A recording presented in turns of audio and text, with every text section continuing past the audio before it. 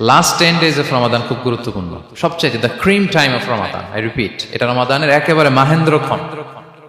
এই 10 দিনের যে কোনো 10 রাতের যে কোনো রাত কদর হয়ে যেতে পারে, বিশেষ করে অড নাইটস গুলো 21, 23, 25, 27 এবং 29, যে কোনো দিন হয়ে যেতে পারে কদর।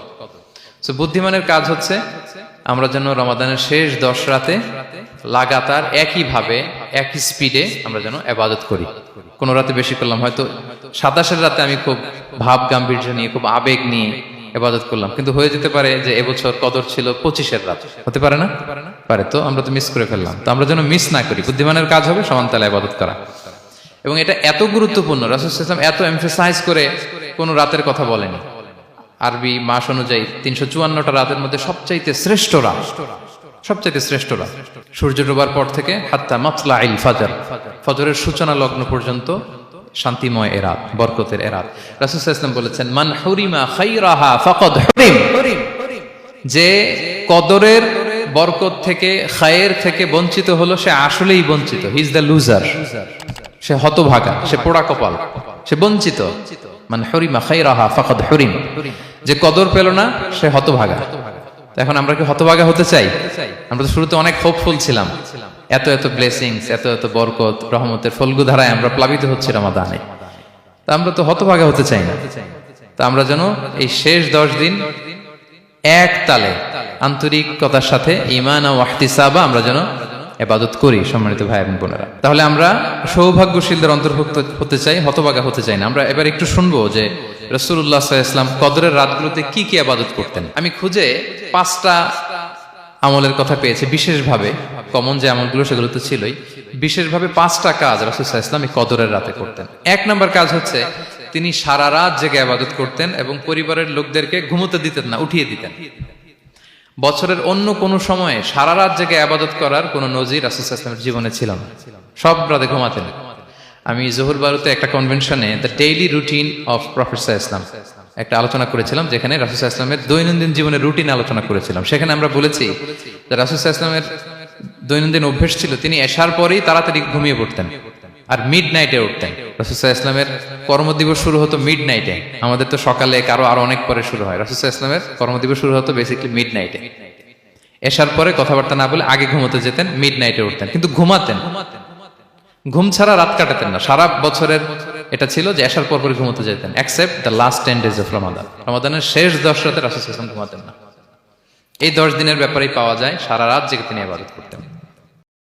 আম্মা জান আয়েশা রাদিয়াল্লাহু তাআলা আনহা বলেন, ইযা দাখালাল আশরু আহইয়াল লাইলা ওয়া আইখাযা আহলা ওয়া জাদ্দা ওয়া শাদ্দাল মিজার। রমাদানের শেষ দশক যখন আসতো, রাসূল সাল্লাল্লাহু আলাইহি ওয়াসাল্লাম সারা রাত জেগে ইবাদত করতেন। পরিবারের সদস্যদেরকে জাগিয়ে তুলতেন, স্ত্রীদের ঘুমাতে দিতেন না, জাগিয়ে তুলতেন। ফাতেমা রাদিয়াল্লাহু তাআলা আনহার ঘর পাশেই ছিল, তাদেরকে যে জাগাতেন এবং নিজে সারা রাত ইবাদত করতেনই। জাদ্দা ওয়া শাদ্দাল মিজার, খুবই বলিষ্ঠ ভাবে, খুব মজবুত ভাবে কোমরে গামছা বেঁধে নামার একটা এক্সপ্রেশন এখানে দেয়া হয়েছে। মিজার, ইজহার মানে হচ্ছে বাংলা করলে হয় লুঙ্গি। লুঙ্গি আমরা যখন খুব শক্ত কোনো কাজ করতে যাই তখন তারা কি করে, খুব টাইট করে লুঙ্গিটা বাঁধে। তার মানে বোঝানো হচ্ছে রাসূল সাল্লাল্লাহু আলাইহি ওয়াসাল্লাম কোমরে ভালো করে লুঙ্গি বেঁধে বা গামছা বেঁধে আটগাট বেঁধে নামতেন শেষ 10 দিনের জন্য। এই সময় তিনি মানে কাউকে কেমন যেন চিনতেন না, সবসময় ইবাদতে মগ্ন থাকতেন। এটা আমরা করতে পারি যে শেষ 10 দিনে আমরা একটা স্পেশাল প্ল্যান করতে পারি যে আমরা আমাদের সর্বোচ্চটুকু উজাড় করে দিয়ে লাস্ট 10 days অফ রমাদানের এই বরকত আমরা হাসিল করব, এটা যেন আমাদের মিস না হয়। তাহলে এটা আমরা একটা পেলাম। 2 নাম্বার হচ্ছে ইতিকাফ করা। রাসূলুল্লাহ সাল্লাল্লাহু আলাইহি ওয়াসাল্লাম রমাদানের শেষ 10 দিন ইতিকাফ করতেন। আমাদের আয়েশা রাদিয়াল্লাহু তাআলা আনহা বলেন, কানা ইয়াতাকিফুল আশরাল আওয়াখির মিন রমাদান। রমাদানের শেষ দশকে তিনি ইতিকাফ করতেন হাত্তা তাওয়াফাহুল্লাহ, ওনার ইন্তেকালের আগ পর্যন্ত এই অভ্যাসটাই তিনি জারি রেখেছেন। সুম্মা আতাকাফা আজওয়াজুহু মিন বাদে, তারপরে ওনার স্ত্রীরা ইতিকাফ করেছেন। আরেক বর্ণনা এসেছে ইয়াতাকিফু কুল্লা রমাদান 10 আইয়াম, প্রতি রমাদানে তিনি 10 দিন ইতিকাফ করেছেন। কিন্তু যেই বছর তিনি ইন্তেকাল করবেন সে বছর তিনি 20 দিন ইতিকাফ করেছিলেন। প্রতি রমাদানে 10 দিন, আর যে বছর ইন্তেকাল করবেন সে বছর কয় দিন? 20 দিন তিনি ইতিকাফ করেছিলেন মসজিদে নববীতে। তাহলে আমরা এই রমাদানের শেষ দশকে এটা করতে পারি। 2 নম্বর পয়েন্ট হচ্ছে ইতিকাফ করা। যারা আমরা করিনি তারা আমরা ইতিকাফ করতে পারি। আমাদের আইআইএম এর মসজিদ এটা ইতিকাফের জন্য একটা উর্বর জায়গা। আমরা যখন এই ক্যাম্পাসে ছিলাম তখন দেখেছি যে এখানকার ইতিকাফের পরিবেশ যে এত সুন্দর এটা কল্পনাই করা যায় না। অসাধারণ পরিবেশ। আপনি যদি ইতিকাফ নাও করেন, রাত 2টা বা 3টার দিকে সেন্ট্রাল মস্কে এসে বসে থাকলেও হবে। রাত 2টা 3টার দিকে এসে বসে থাকলে দেখবেন যে কেউ সেজদায় পড়ে কান্না করতেছে, কেউ হালাকা করতেছে, কেউ তাসবিহ পড়তেছে, কেউ কোরআন তেলাওয়াত করতেছে। মানে এত সুন্দর পরিবেশ, ওটা দেখলেই আপনার ইবাদত করতে মন চাইবে। তো আমরা যেন ইতিকাফ করার চেষ্টা করি। ইতিকাফ করতে না পারলে শেষ দশকের রাতগুলো যেন মসজিদে কাটানোর চেষ্টা করি, তা না পারলেও বাসায় যেন এই রাতগুলো আমরা মিস না করি। বিশেষ করে সেন্ট্রাল মস্কে তো অসাধারণ পরিবেশ, এটা হাইলি রেকমেন্ডেড। ইফ পসিবল আপনারা আসবেন, এখানে ইবাদতের চমৎকার পরিবেশ থাকে। 3 নাম্বার হচ্ছে রাসূল সাল্লাল্লাহু আলাইহি ওয়াসাল্লাম এবং জিবরাইল আলাইহিস সালাম যৌথভাবে কোরআন রিভিশন করতেন। খুব ইন্টারেস্টিং। সারা বছর যেটা নাজিল হতো, রমাদানে জিবরাইল আলাইহিস সালাম রাসূল সাল্লাল্লাহু আলাইহি ওয়াসাল্লামকে শোনাতেন, রাসূল সাল্লাল্লাহু আলাইহি ওয়াসাল্লাম আবার জিবরাইল আলাইহিস সালামকে শোনাতেন। সহিহ বুখারীর বর্ণনা, কানা জিবরিলু ইয়ালকাহু ফি কুল্লি লাইলাতিন মিন রমাদান ফায়ুদারিসুহুল কুরআন। প্রতি রমাদানের প্রতি রাতে এসে রাসূল সাল্লাল্লাহু আলাইহি ওয়াসাল্লামের সাথে কোরআন মুদারাসা করতেন। সহিহ মুসলিমের বর্ণনায়, আন্না জিবরিল কানা ইউআরিদুহু বিল কুরআন কুল্লা আমিন মাররা। প্রতি বছর রমাদানে একবার শোনাতেন বা শুনিয়েছেন। যে বছর তিনি ইন্তেকাল করবেন তিনি 2 বার শুনিয়েছিলেন। আরাদা ইউআরিদু, মানে এটা ফ্রম বোথ সাইড। আরবি শব্দটা এমন যে জিবরাইল আলাইহিস সালাম শোনাতেন, এরপর রাসূল সাল্লাল্লাহু আলাইহি ওয়াসাল্লাম জিবরাইল আলাইহিস সালামকে শোনাতেন। কোরআন রিভিশন করা। তো এই শেষ দশকের রাতগুলোতে আমরা যেন বেশি বেশি কোরআন পড়ি। কোরআন তেলাওয়াত, কোরআনিক রিসাইটেশন হতে পারে, কোরআনের অর্থ পড়া হতে পারে, তাদাব্বুরে কোরআন হতে পারে, কোরআনের হালাকায় জয়েন করা হতে পারে। ইন ইটস এনি ফর্ম আমরা যেন কোরআনের সাথে অ্যাটাচমেন্টটা বাড়াই লাস্ট 10 days অফ রমাদানে। 4 নাম্বার, কিয়ামুল লাইল করা। রাসূল সাল্লাল্লাহু আলাইহি ওয়াসাল্লাম কিয়ামুল লাইল করতেন। এবং কিয়ামুল লাইল শব্দটাকে রাসূল সাল্লাল্লাহু আলাইহি ওয়াসাল্লাম কদরের সাথে জুড়ে দিয়েছেন।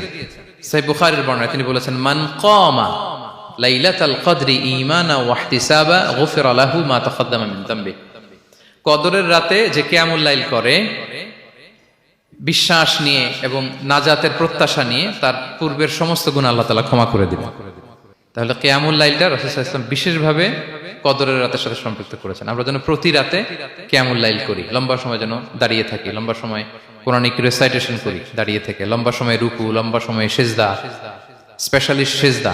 আকরাবু মা ইয়াকুনুল আবদু মির রাব্বিহি ওয়া হুয়া সাজিদ ফাআকসিরু ফিহি দুআ। বান্দা যখন সিজদায় থাকে আল্লাহ সবচেয়ে কাছে থাকে। তো আমরা তো আল্লাহর সবচেয়ে কাছে যেতে চাই এই ক্রিম টাইমটাতে, কি বলেন? আমরা যেন লম্বা সময় সিজদাতে থাকি। কিন্তু আমাদের অনেকের যেটা হয়, নামাজে তাড়াহুড়ো, অনেকের সব ব্যস্ততা যখন নামাজে দাঁড়াই এরকম হয়ে যায়। রাসূল সাল্লাল্লাহু আলাইহি ওয়াসাল্লামের সালাত যদি আমরা খেয়াল করি, বিশেষ করে কিয়ামুল লাইলে এত যে সুন্দর ছিল। আম্মাজান আয়েশা রাদিয়াল্লাহু তাআলা আনহাকে জিজ্ঞেস করা হয়েছিল যে, হে আম্মাজান, রাসূল সাল্লাল্লাহু আলাইহি ওয়াসাল্লামের কিয়ামুল লাইল কেমন ছিল, কিভাবে কিয়ামুল লাইল করতেন? আম্মাজান আয়েশা, দেখেন ওনার এক্সপ্রেশনটা কত সুন্দর। তিনি বলেছেন, ফালা তাসআল আন হুসনিহিন্না ওয়া তুলিহিন্না। রাসূল সাল্লাল্লাহু আলাইহি ওয়াসাল্লামের কিয়াম যে কত সুন্দর ছিল, কত লম্বা ছিল, আমায় জিজ্ঞেস করো না, আমি বলতে পারবো না। আমরা অনেক সময় যখন খুব বেশি চমৎকার কিছু হয় তো আমরা কি বলি, ভাই এত সুন্দর ছিল, আমি বোঝাতে পারবো না। এরকম বলি না যে এত অসাধারণ, আমি বলে বোঝাতে পারবো না। বাংলাতেও কিন্তু আমরা বলি এত চমৎকার, বলে বোঝাতে পারবো না, শব্দের বুননে, ভাষার বুননে আমি ফুটিয়ে তুলতে পারবো না। তো আম্মাজান আয়েশা এটাই বলেছিলেন, ফালা তাসআল আন হুসনিহিন্না ওয়া তুলিহিন্না। রাসূল সাল্লাল্লাহু আলাইহি ওয়াসাল্লামের রাতের নামাজ কিয়ামুল লাইল যে কত সুন্দর ছিল, কত দীর্ঘ ছিল, লম্বা ছিল, আমায় জিজ্ঞেস করো না, আমি বলে বোঝাতে পারবো না। সুবহানাল্লাহি ওয়া বিহামদিহি। আমরা যেন লম্বা সময় কিয়ামুল লাইল করি। আম্মাজান আয়েশা রাদিয়াল্লাহু তাআলা আনহা আরো বলেন, কানা ইয়াকুমু মিনাল লাইলি হাত্তা তাতাফাত্তারা কদামা। এত দীর্ঘ সময় দাঁড়িয়ে থাকতেন, থাকতে থাকতে ওনার পা ফুলে যেত, পা দুটো ফুলে যেত। আপনিও দীর্ঘ সময় দাঁড়িয়ে দেখেন যে পায়ে ঝিম ধরে যাবে, পা ফুলে যাবে, এটা করতেন রাসূল সাল্লাল্লাহু আলাইহি ওয়াসাল্লাম। তো আম্মাজান আয়েশা বলেন, ইয়া রাসূলুল্লাহ লিমা তাসনাউ হাযা ওয়া ক্বাদ গুফিরা লাকা মা তাকাদ্দামা মিন যামবিকা মা তাআখার। আপনি এত কষ্ট কেন সহ্য করেন নিজের দেহের উপরে? আপনার তো আগের পরের সব গুনাহ মাফ। আদতে তো রাসূল সাল্লাল্লাহু আলাইহি ওয়াসাল্লামের গুনাহই নেই, তিনি নিষ্পাপ। এত কষ্ট কেন করেন? আপনার আগের পরের সবই তো মাফ করে দেয়া হয়েছে, কেন করেন? রাসূল সাল্লাল্লাহু আলাইহি ওয়াসাল্লাম উত্তর করেছেন, আফালা উহিব্বু আন আকুনা আবদান শাকুরা। আয়েশা, আমি কি শুকরগুজার বান্দা হতে পছন্দ করব না? আল্লাহ তাআলা আমাকে তার রহম এবং করমে সব মাফ করে দিয়েছেন, কিন্তু আমি কি শুকরগুজার হব না? আমি কি আমার রোলটা প্লে করব না? আমি কি নিজেকে সঁপে দেব না আল্লাহ তাআলার কাছে জায়নামাজে? তো এটা ছিল সংক্ষেপে রাসূল সাল্লাল্লাহু আলাইহি ওয়াসাল্লামের কিয়ামুল লাইলের ধরন, এভাবে তিনি দীর্ঘ সময় কিয়ামুল লাইল করতেন। আমরা যেন এটা করি। সেন্ট্রাল মস্কে কিয়ামুল লাইল এবছরও নিশ্চয়ই হচ্ছে, আমরা যেন অংশগ্রহণ করি। 5 নম্বরে রাসূল সাল্লাল্লাহু আলাইহি ওয়াসাল্লাম দোয়া করতেন। এই কদরের রাতগুলোতে খুব বেশি বেশি দোয়া করতেন। দোয়া নিয়ে আমরা একটা জুমার খুতবা দিয়েছিলাম, সেখানে আমরা বলেছিলাম যে দোয়া হতে হবে খুব আন্তরিক দোয়া, রোবোটিক দোয়া যেন না হয়। আপনার আবেগ, ভালোবাসা, মনের মাধুরী মিশিয়ে, চোখের পানি মিশিয়ে, অশ্রু সিক্ত করে এই দোয়াটা করতে হবে, তাহলে সে দোয়া আল্লাহর কাছে কবুল হবে। আমরা যেন আমাদের ভাব, আবেগ সব ঢেলে দিতে পারি আমাদের দোয়াতে, আমাদের সেজদায়, আমাদের কিয়ামুল লাইলে। এবং যে কোনো ভাষায় কোরআনিক দোয়াগুলো রেকমেন্ডেড, হাদিসের মাসুরগুলো রেকমেন্ডেড। তাছাড়া আপনার নিজের ভাষায় আপনার কি চাওয়া, আপনার কি আকাঙ্ক্ষা, আপনার মনের কষ্ট, যাতনা সবকিছু আপনি আল্লাহ তাআলার কাছে পেশ করুন। এবং আম্মা জান আয়েশা জিজ্ঞেস করেছিলেন, ইয়া রাসূলুল্লাহ, আমি যদি কদর পেয়ে যাই আমি কি বলবো এ রাতে? মা আদউ, কি দোয়া করব? রাসূল সাল্লাল্লাহু আলাইহি ওয়াসাল্লাম বললেন, তাকুলিন, আয়েশা তুমি বলবে, আল্লাহুম্মা ইন্নাকা আফুউন তুহিব্বুল আফওয়া ফাআফু আন্নী। আয়েশা তুমি যদি কদরের রাত পেয়ে যাও এটা বলবে, হে আল্লাহ আপনি ক্ষমাশীল, আল্লাহ আপনি ক্ষমাকে পছন্দ করেন, আল্লাহ তাই আপনি আমায় ক্ষমা করেন। হে আল্লাহ আপনি ক্ষমাশীল, আপনি ক্ষমাকে পছন্দ করেন, আল্লাহ আপনি আমাকে ক্ষমা করেন। এই দোয়াটা আমরা যেন বেশি বেশি করি। আমার সাথে সাথে সবাই একটু পড়ুন মেহেরবানি করে। আল্লাহুম্মা ইন্নাকা আফুউন তুহিব্বুল আফওয়া ফাআফু আন্নী। আল্লাহুম্মা ইন্নাকা আফুউন তুহিব্বুল আফওয়া ফাআফু আন্নী। হে আল্লাহ আপনি ক্ষমাশীল, আপনি ক্ষমা করাকে পছন্দ করেন, আল্লাহ আমাকে ক্ষমা করেন। আমরা আমাদের নিজেদের ভাষায় অনেক দোয়া করতে পারবো, কিন্তু রাসূল সাল্লাল্লাহু আলাইহি ওয়াসাল্লামের শেখানো দোয়াগুলো এটা হচ্ছে মানে very precise in wording but comprehensive in meaning. এটার অর্থ, এটার আবেদন এটা অনেক বেশি। আমি অনেক 10টা-20টা বাক্য বলে এত সুন্দর কথা মিলাতে পারবো না। রাসূল সাল্লাল্লাহু আলাইহি ওয়াসাল্লাম যেটা শিখিয়ে দিয়েছেন, আগে আল্লাহর প্রশংসা করলাম, আল্লাহ আপনি ক্ষমাশীল, আবারও প্রশংসা, আল্লাহ আপনি তো ক্ষমা করাকে পছন্দ করেন। যেটা আপনি পছন্দ করেন না ওইটা তো চাচ্ছি না, যেটা আপনার পছন্দ, যেটা আপনি করতে ভালোবাসেন, গাফিরিয যামবি ওয়া কাবিলিত তাওব, আপনি ক্ষমা করাকে পছন্দ করেন, তওবা কবুলকে আপনি পছন্দ করেন, তো সেটাই তো চাচ্ছি আপনার কাছে, আপনি আমার তওবা কবুল করুন, আল্লাহ আপনি আমাকে ক্ষমা করুন। সো এই দোয়াটা প্রত্যেক রাতে যেন আমরা বেশি বেশি করি সম্মানিত সুধী। এবং এই যে রিমাইন্ডারগুলো শুনলাম, এটা রমাদানের পরেও যেন আমরা অব্যাহত রাখি।